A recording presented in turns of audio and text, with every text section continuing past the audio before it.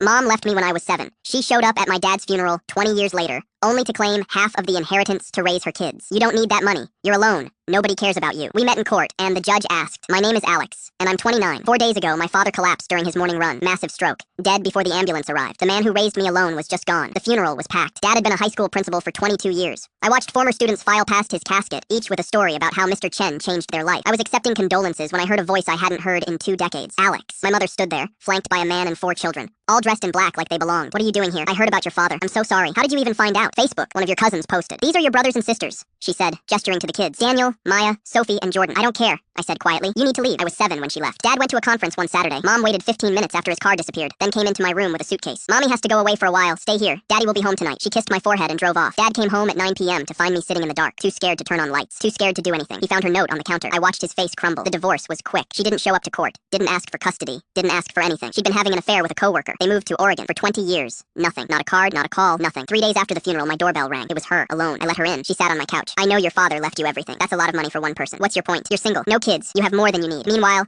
I'm raising 4 children on a teacher's salary. Daniel wants college. Maya needs braces. Sophie has asthma. Stop. You abandoned me, I said. You left a 7-year-old alone for 12 hours. You never called, never wrote, not once in 20 years. And now you want my father's money? I was young. I made a mistake, but those kids didn't do anything wrong. They're your kids, with the man you left us for. You're being selfish. Get out of my house. She left, but not before saying, "You'll regret this." 2 weeks later, I got served with a lawsuit. My mother was suing me for half of Dad's estate. Her lawyers claimed she was entitled to it as his ex-wife and my parent. The trial happened fast. Her lawyer painted a picture of a struggling mother trying to raise 4 kids while her wealthy daughter hoarded money. My lawyer brought receipts, phone records, bank records, the divorce decree showing she'd abandoned all parental rights. The judge asked her directly, "Mrs. Patterson, why are you seeking financial support from a daughter you haven't contacted in 20 years? Because she doesn't need all that money. She's alone. She has no one depending on her. My children need—" Your children are not this court's concern. What is my concern is whether you have any legal standing to claim assets from a man you divorced 20 years ago and whose daughter you abandoned. I didn't abandon. You left a 7-year-old alone in a house for 12 hours. You refused custody. You never paid support. The judge's voice was ice. That is the textbook definition of abandonment. Mom's face flushed. She doesn't need the money. She's selfish and cold, just like her father was. Mrs. Patterson, you will not disparage the deceased in my courtroom. And she's punishing my innocent children because she can't let go. Your children are not entitled to another person's inheritance, regardless of DNA. Judge Martinez looked at her with disgust. This lawsuit is frivolous, exploitative, and frankly, morally repugnant. Case dismissed. All court costs awarded to the defendant. Mom stood up, shaking. This isn't over. Yes, Mrs. Patterson, it is. It wasn't. She started calling, dozens of times a day from different numbers. When I blocked them, she started showing up everywhere. My gym, my work, my coffee shop. The final straw came when she showed up at my apartment at 11 p.m., pounding on the door and screaming that I was destroying her family. Security called the cops. I filed for a restraining order. Judge Martinez signed it immediately. Mrs. Patterson, you will stay 500 yards from Ms. Chen at all times. Violation means jail time. Mom just stared at me with pure hatred. That was 4 months ago. I haven't heard from her since. People ask if I feel guilty about those kids. I don't. Dad worked 2 jobs after she left. He built a life from the ashes of what she destroyed. I'm not giving it to the woman who threw me away.